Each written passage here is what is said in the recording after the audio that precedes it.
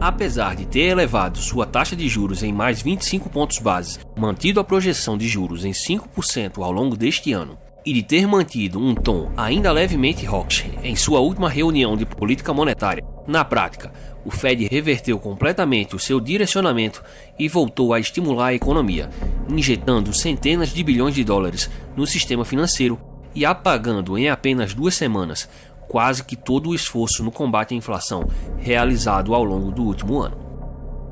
Os detalhes de como tudo isso aconteceu e quais são as implicações futuras da mudança de política monetária do Banco Central Americano para os mercados e a economia global, veremos mais à frente neste vídeo. Mas antes de mais nada, peço a você que deixe o seu like, inscreva-se e considere se tornar um membro do canal. Assim você ajuda o canal a crescer e o nosso conteúdo chegar a cada vez mais pessoas. Conforme explicamos no vídeo sobre a quebra do SVB, após ter inundado a economia de liquidez, estimulando instituições financeiras a encherem seus balanços com uma infinidade de bonds em preços historicamente elevados, o aumento agressivo de juros por parte do Fed vem desde o ano passado derrubando o preço desses ativos, criando um enorme prejuízo não realizado no balanço dos bancos comerciais, ao mesmo tempo em que tem gerado um movimento de fuga dos depósitos bancários em direção a alternativas mais vantajosas como os títulos do Tesouro Americano e títulos hipotecários, cujos rendimentos hoje são bem superiores aos oferecidos pelos depósitos dos bancos. As principais vítimas dessa crise têm sido os bancos menores, que têm visto uma fuga maciça de capital, com os clientes direcionando seus depósitos para os fundos de mercado monetário, que fornecem rendimentos muito maiores correndo pouco risco ao investir em títulos do Tesouro Americano, e também para os grandes bancos, que a despeito da atual crise, têm visto uma entrada de capital ao longo dos últimos dias. Do início da crise do SVB até o dia 15 de março, os grandes bancos registraram entradas de depósitos de 117,9 bilhões de dólares. Os pequenos bancos, por outro lado, tiveram uma saída massiva de 111 bilhões de dólares. Provavelmente, hoje esses números são bem maiores, mas como dito, os dados se referem apenas até o dia 15 de março. Para cobrir essa fuga de depositantes, muitos bancos regionais estão sendo obrigados a vender esses ativos mesmo com uma alta margem de prejuízo, como foi o caso do SVB, causando uma deterioração do balanço do banco e incentivando uma corrida de saques contra o mesmo, e que logo se espalhou para todo o sistema bancário americano e até mesmo europeu. Tal fato obrigou o Fed a interromper o seu ciclo de aperto monetário e voltar a cumprir o seu verdadeiro e principal mandato para o qual foi criado há mais de 100 anos, que não é o de garantir o pleno emprego e nem muito menos a estabilidade de preços, mas sim o de servir como um emprestador de última instância e resgatar o sistema bancário. Tendo isso em vista, após a quebra de 3 bancos e o início de uma corrida bancária, o Federal Reserve criou uma nova ferramenta chamada de BTFP, ou Bank Term Funding Program, que tem por objetivo realizar o mesmo que todas as outras ferramentas do Fed já fazem: criar moeda fiduciária sem lastro e injetar mais liquidez no sistema financeiro. O que muda são apenas algumas particularidades. Na prática, o BTFP funciona da seguinte maneira: para evitar que bancos que estejam sofrendo com uma alta retirada de depósitos sejam obrigados a vender os seus ativos com um alto nível de perda não realizada na sua carteira de títulos, como aconteceu com o SVB, esses bancos agora poderão oferecer esses títulos como garantia de um empréstimo ao Banco Central, cujo montante total será igual ao valor de face desses ativos. Ou seja, o Fed vai tomar como garantia um ativo desvalorizado em relação ao seu valor de compra e, em troca, dará o valor de face desse ativo, simplesmente ignorando que ele já não possui o mesmo valor de quando foi comprado, o que é preocupante, pois, como mostramos em um outro vídeo aqui do canal, isso tenderá a aumentar ainda mais o prejuízo contábil do Fed, que vem alcançando um patamar preocupante. Na primeira semana, foram concedidos através desse novo programa apenas 12 bilhões de dólares em empréstimos aos bancos. Na segunda semana, esse valor já aumentou para 53 bilhões, e a tendência é que ele siga subindo, e segundo analistas do JP Morgan, o total concedido através do BTFP poderá chegar em casos mais extremos até 2 trilhões de dólares nos próximos meses. Por outro lado, o uso da janela de desconto do Fed aumentou de 4 bilhões para impressionantes 152 bilhões de dólares na semana da quebra do SVB. Para se ter uma noção do desespero dos bancos por liquidez que isso representa, esse valor é superior ao montante emprestado através dessa mesma ferramenta emergencial no auge da crise financeira de 2008. Na semana seguinte,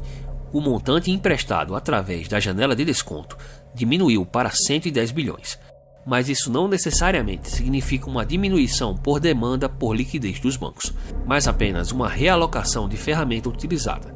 já que a queda na demanda da janela de desconto foi plenamente compensada pelo aumento do uso do BTFP. Os dados divulgados pelo Fed esta semana mostraram que os empréstimos no BTFP aumentaram em 41,7 bilhões de dólares, enquanto os empréstimos da janela de desconto diminuíram em 42,6 bilhões. Além disso, o Fed também revelou que mais 142,8 bilhões de dólares em reservas foram liberados por outras extensões de crédito, que consistem em empréstimos do Fed para bancos estabelecidos pelo FDIC, órgão semelhante ao nosso FGC, que garante os depósitos de correntistas de bancos insolventes como o SVB e o Signature Bank. Na semana seguinte, esse montante aumentou para quase 180 bilhões. Com isso, no total, somente durante a primeira semana de volatilidade no sistema financeiro, o balanço patrimonial do Fed aumentou em 297 bilhões de dólares, o que apagou praticamente metade do trabalho realizado durante o programa de redução do balanço do Banco Central Americano, iniciado no começo de 2022. Na semana seguinte, foram mais 100 bilhões de dólares acrescentados ao patrimônio do Fed, o que resultou em um aumento total até aqui de quase 400 bilhões de dólares em apenas 2 semanas, sendo que todo o programa de redução de balanço patrimonial do Fed, que durou exatos 12 meses até hoje, conseguiu reduzir a duras custas aproximadamente 600 bilhões de dólares.